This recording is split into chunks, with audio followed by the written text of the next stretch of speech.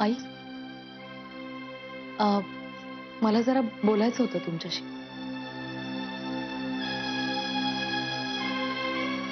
नाही, तुम्ही कामात असाल तर ठीक आहे, मी नंतर येते. नाही, नको. काय ते आत्ताच बोलून टाक. पुन्हा पुन्हा तुझ्याशी बोलायची इच्छा नाहीये माझी.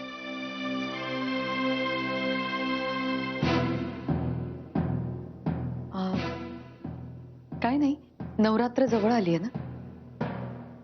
तुम्ही म्हटला होतात की आपल्या घरात सुद्धा घटस्थापना होते.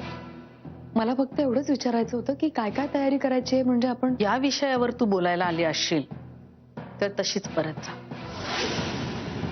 घटस्थापना ही मुधोळकरांची परंपरा आहे आणि तुला मी मुधोळकर मानतच नाही.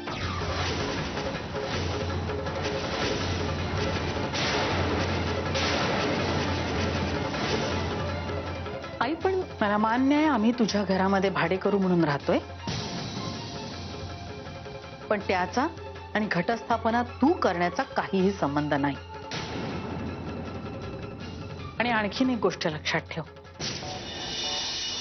गणपतीच्या वेळेला तू जशी सत्यजित समोर रडण्याची नाटकं केलीस तशी जर आता करशील ना तर त्याचा काहीच उपयोग नाहीये. हा मान तुला मिळणार नाही म्हणजे नाही.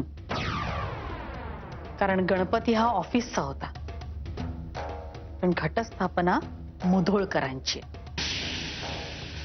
तेव्हा ही घटस्थापना माझी सून नेत्रा करेल.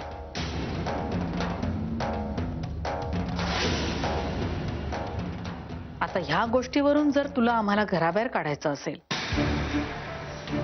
तर तसा निर्णय घ्यायला तू मोकळी आहेस. आई, तुम्ही माझं आधी ऐकून तरी घ्या. बोलून झालंय आणि तुझं काहीही ऐकायची इच्छा नाहीये मला.